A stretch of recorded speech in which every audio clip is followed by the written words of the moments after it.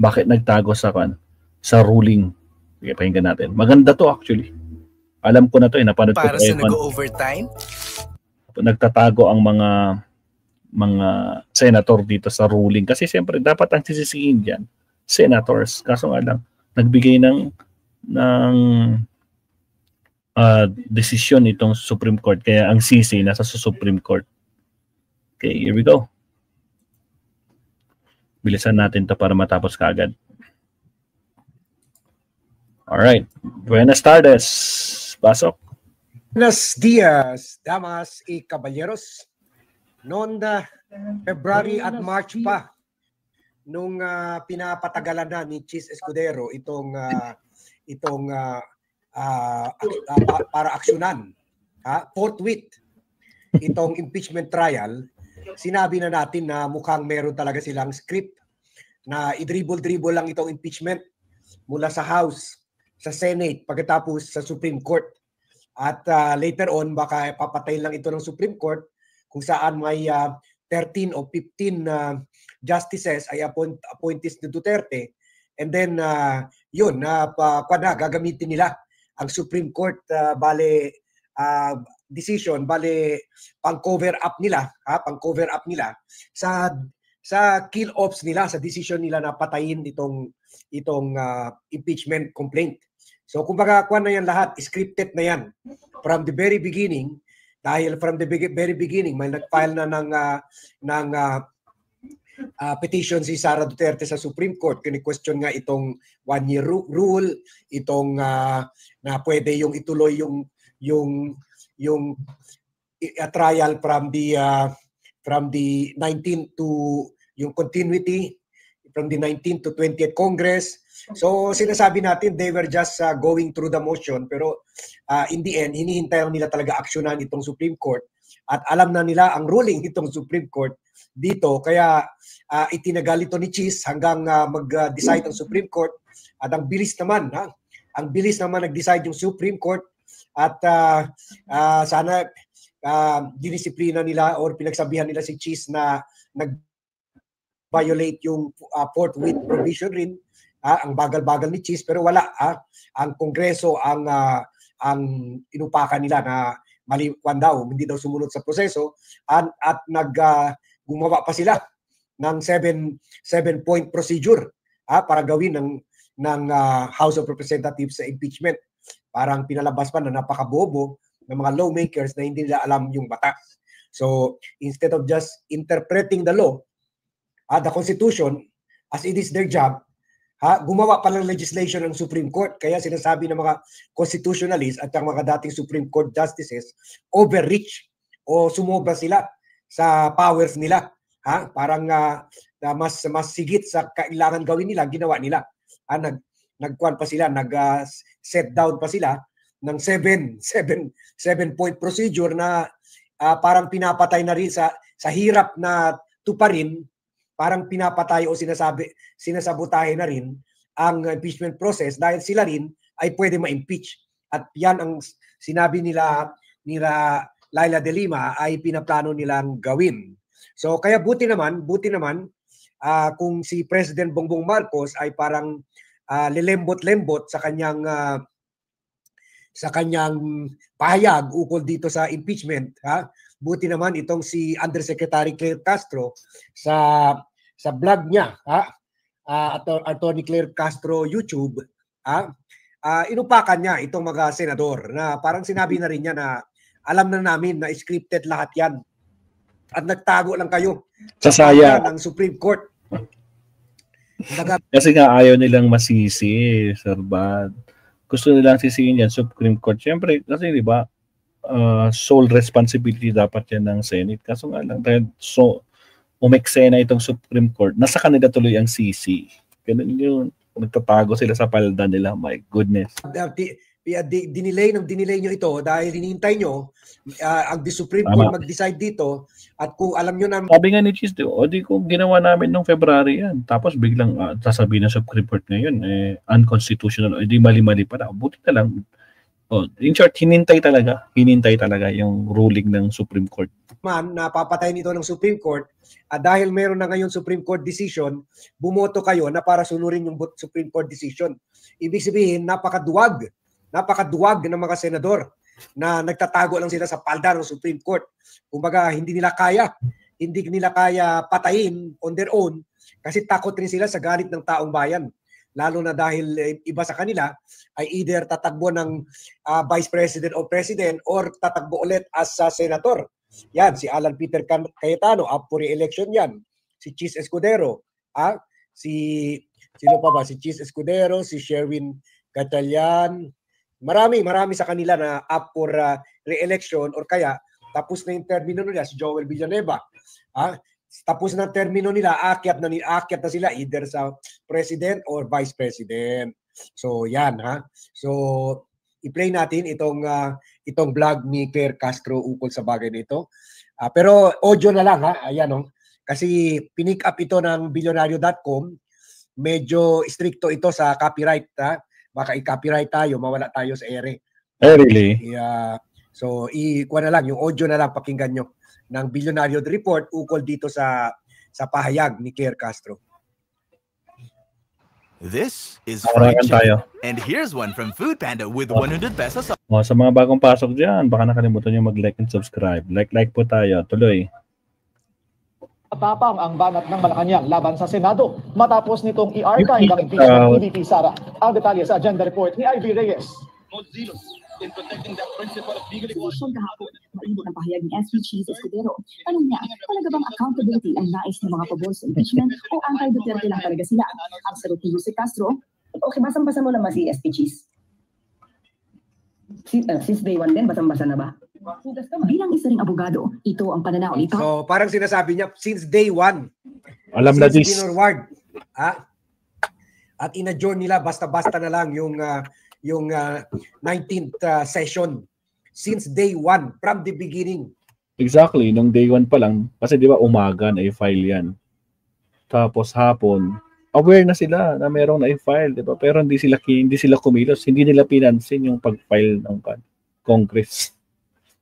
As if wala, no? Walang parang wala silang alam. Samantalang kalat na sa news buong umaga. My goodness. Balak na talaga patayin ni Chis Escudero. Hindi lang nila magawa. Hindi lang nila magawa dahil takot sila sa backlash or yung galit. Takot sila sa galit ng tao. Galit natin lahat. Kaya hinintay nila talaga. Hinintay talaga nila ang ruling ng Supreme Court na may usapan na rin sila. Sige kayo na bahala, kayo na papatay. Pagkatapos ikuha na lang kami. Isusunod na lang kami sa inyo. So kasi ito naman mga Supreme Court justices ni Duterte ay hindi naman up for re-election. Fix naman ang mga termino niyan, hindi naman yan mga politiko. Pero itong mga politiko takot sa atin. Kaya alam nyo na kung anong gagawin dito sa 19, lalo na yung mga tatakbo sa mga various position or for re-election in 2028. Presidential and senatorial election. Sige, tuloy tayo kay Claire. And thank you pa rin Billionario.com for this video. Press Officer Claire Castro sa pag-archive ng Senate's impeachment articles laban kay Vice President Sara Duterte.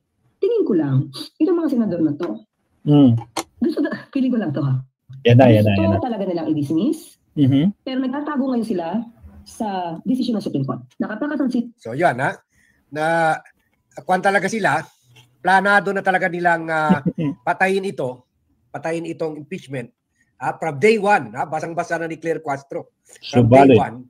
Pero hinintay talaga nila yung ruling ng Supreme Court para sasabihin nila hindi naman kami ang pumatay sa impeachment process, sa impeachment complaint. Ito naman Supreme Court ang pumatay diyan. Sumusunod lang kami. So mga duwag, di ba?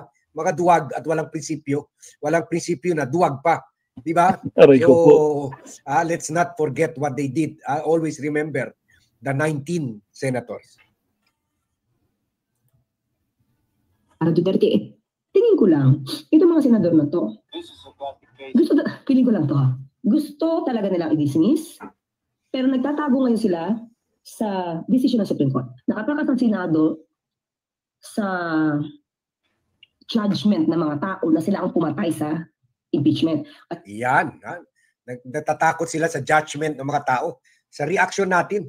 Kaya i-share nyo itong vlog, i-like nyo itong vlog para kumalat pa ito, para ipakita talaga natin. So, tama naman yung basa nila na hindi na nga, wala na nga ang people power. Wala na. Dito na lang tayo mag-online power hanggang 2028. Mag-online power tayo laban sa kanila. Let's campaign against them this early. Kahit yung kahit yung di tatakbo sa re-election, dapat mag-resign na. Sige, tuloy tayo. Buti pa ito si Claire. May bayag at may prinsipyo. Yan dapat ang Malacanang official. tinuturo nila Supreme Court. Sa kanyang vlog, sinabi ni Castro na tila nagtatago sa likod ng Korte Suprema ang senator judges dahil kung tutuusin, hindi ng pag-archive ang recourse bunsod ng immediate and executory ruling ng SC. You can also show respect. This is how you eat an Oreo. Okay. Harangan na naman tayo, Mabsat. Like and subscribe po tayo, Mabsat. Nasa hindi pa nag-like dyan, like po tayo, mga Kabsat. Alright. Blog post. By not making any action, saying na let's wait for the decision, final decision of the Supreme Court. And then kapag naging final ito at sinabi talaga no jurisdiction, then we have to anything but to abide by the law. Or by... So yun, yung ganun yung proposal ni Tito Soto na i-table muna. Iwanan muna for discussion the next time. I-table, ilagay lang muna sa table. Sige, balikan na lang natin yan kung may nag-decide na ang Supreme Court sa MR. Ganon. Sabi ni Claire Castro, hindi naman yun pang-kontra sa Supreme Court. Yung kwan lang, bigyan respeto lang yung proseso. Kasi meron pa naman MR. Pero yun, mabilis pa sa kitlat. Talagang forthwith si Cheese pagdating sa pagpatay sa impeachment. Diyan magaling si Cheese at saka mga DDS senators. Forthwith para patayin. Pero forthwith, hindi forthwith sa pag-prepare ng sa paghanda or pag-start ng impeachment trial. Sana nga dahil dito singilin natin sila yung doon sa mga ropes. Mga kwan ata yun, million, umabot rin ata ng 8 million ang gastos doon. Robes lang? Parang ganun ang balita noon. Mga 800,000 ba o 8 million ang gastos doon sa mga robes nila. Ginto ba yung robe hindi na taong bayan magbabayad doon. Hindi na taxpayer kasi drama lang pala yun. Drama lang lahat. Nag-ropes lang sila pero hindi naman nila sinimulan yung trial. So talaga niloloko lang talaga tayo nito. Gumamit pa ng props, gumamit pa ng ropes na bayad ng taxpayers. Magkano yun?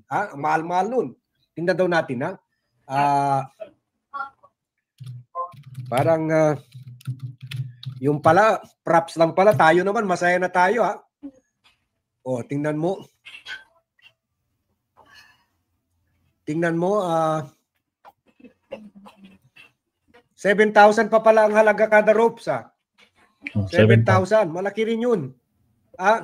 Ilan na kwan na yun? Ilan na kwan na yun? Pag kwan na ito, medisina na ito ng mga matatanda. 7,000 each. Yung mga ropes nila. Props lang pala.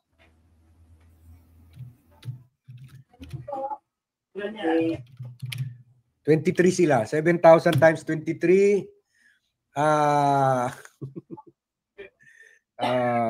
Yun. Mukha naman. Siguro less than 100,000. Pero pera pa rin natin yun. Yung pala props lang pala yun. Yung mga ropes nila sa 19 Congress. Para lang pala akalain natin. May ginagawa na talaga sila. Para akala tayo naman masayang-masaya na tayo. Nabuhayan tayo nung nakita natin naka-ropes na sila. Sabi natin, ito na.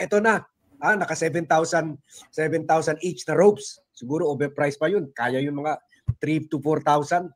Grabe.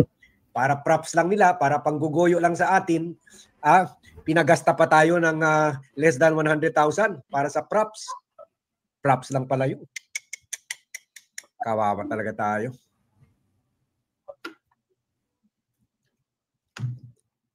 $7,000 times 1 sila, 23. More than 100 ata. 161,000. Malaki. 161,000. Ang dami ng medisina, ilan kwan na yun. Ilan kwan na yun. Ilang dialysis na yun sa mga may kidney problem. Ilan x-ray na yun. Ilan medisina na yun. 161,000 para sa mga ropes. Pagkatapos yung pala pangguguyo lang pala sa atin. Alam nila wala useless na yung mga ropes dahil buti ko natuloy yung trial. Hindi naman nag-ropes lang sila, nag-swear in lang sila. Pagkatapos yun, dribble lang hanggang sa 20th Congress. Buti, kaya pala hindi sila nagpagawa ng ropes ulit ngayon dahil plano na pala na patayin talaga ang impeachment. Patayin ang impeachment. Pinagasta pa tayo ng 161,000. Grabe ka, Chis. Parang kwan lang sa'yo yung pera. Parang tubig lang sa'yo yung pera. Pwede gumasta ka lang ng 161,000. Pang props lang. Sayang. Parang isang beses lang gumamit. Charge sa atin. Pera natin. Kawawa talaga tayo. Sige. Kakainis. Sa kanila, maliit lang yung 161,000. Barya lang. Pero sa atin, ang laki nun. Pang medisina na yun. Tuloy tayo. By the proceedings. Court decision of the Supreme Court. Yun lang. Kailangan i-archive. Giit din ni Castro, hindi dahil archive na ay patay na ang impeachment. Isinantabi lang daw ito. Yun nga lang, hawak pa rin ng mayorya ang desisyon kung bubuhayin pa ito. At dahil may mga senator judge gaya ng presidential sister na si Ivy Marcos at Bato de la Rosa na obvious naman daw nakakampi ng bise, hindi masasabi kung ano ang chance ang buling-gubulong ang bola. At ang buong impeachment case na ito, problema at gastos pa na matagal na raw sanang natapos kung nagsalita lang si VP Sara. Hayaan natin sila dyan, si Senado. Cargo nila yan. Let's just pray na dapat managot, managot. Diba? Ironic daw na bukod sa iisang tao ang pinagkakaguluhan ng buong bansa, walang alam ang mga opisina nito kung ano ang nangyari at saan napunta ang 125 million pesos worth of confidential funds. Banat pa ni Castro, ibang klaseng leader talaga si VP Sara. Dahil kahit mag-report tungkol sa trabaho, hindi lang nito magawa. Hindi na nga raw nakakatulong ang bise, biyahe pa na biyahe. Para sa agenda, Ivy Reyes, Billionaire News Channel. Yan ang Malacanang Yusek, inupakan ng inupakan ang Senado. Dapat ang mangganyan kasi talagang kinawawa talaga tayo, kaya talagang insulto talaga ito sa atin. Wala lang man silang pagbumuka at tapang. Kaya sabi ni Claire, parang sinasabi na rin ni Claire Castro, hindi lang kayo duwag, wala rin kayong prinsipyo at nagtatago lang kayo sa desisyon. Hinintay nyo lang talaga. Tiniming nyo lang talaga, in-stretch nyo lang talaga yung decision nyo hanggang mag-decide yung Supreme Court. So sige, hanggang dito na muna tayo kasi Salamat, Sir Val. So actually, yun lang yung sasabi ni Attorney Claire Mabsat. Talagang yung Senado nakaiwas dito sa pambabatikos ng taong bayan. Pero dahil nga dito sa ginawa ng Senado na pinagbotohan pa nila at kitang-kita yung kanilang mga votes, kung kanino talaga sila pumapayag, dito ba sa kagustuhan ng taong bayan o dito sa kagustuhan ng mga pro-Duterte. Sinabi nga ni Cheese, di ba? Itong ginagawa naman ninyong impeachment, hindi naman po talaga pro-Duterte, kundi lang ito Di ba? Mga kayo yung mga ano yung sinabi ni mismo ni Cheese o mga yung anti-Duterte ito na daw. Pamumuli